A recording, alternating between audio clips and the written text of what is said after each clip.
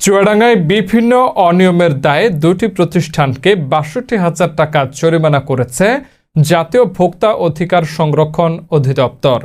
চুয়াডাঙ্গা থেকে মোহাম্মদ মোনাইম হোসেনের পাঠানো তথ্য ও ভিডিও চিত্রে থাকছে বিস্তারিত।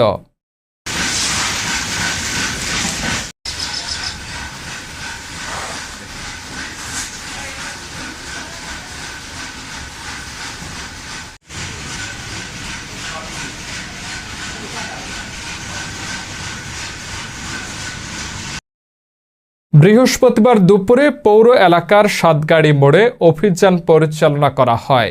এ সময় মেয়াদ উত্তীর্ণ বিস্কুট পুনরায় বিক্রয় ও যথাযথভাবে কেমিস্ট নিয়োগ না দিয়ে ব্যবসা পরিচালনা করায় মেসার্স চুয়াডাঙ্গা ভ্যানিলা ফুড এর মালিক একরামুল হককে ৬০,০০০ টাকা এবং দীপক মশলা মিলে রং মেশানো ভেজাল মরিচের গুঁড়ো রাখার দায়ে প্রতিষ্ঠানটির মালিক দীপক চন্দ্র আচার্যকে ২,০০০ টাকা জরিমানা করা হয়।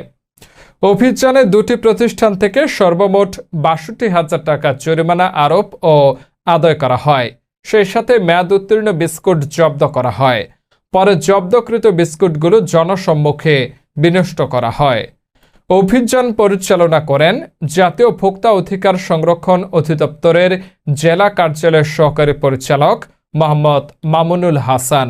অভিযানে সহযোগিতা করেন পৌর স্যানিটারি ইন্সপেক্টর নার্গিস জাহান ও ক্যাব প্রতিনিধি রফিকুল ইসলাম সহ জেলা পুলিশের একটি টিম।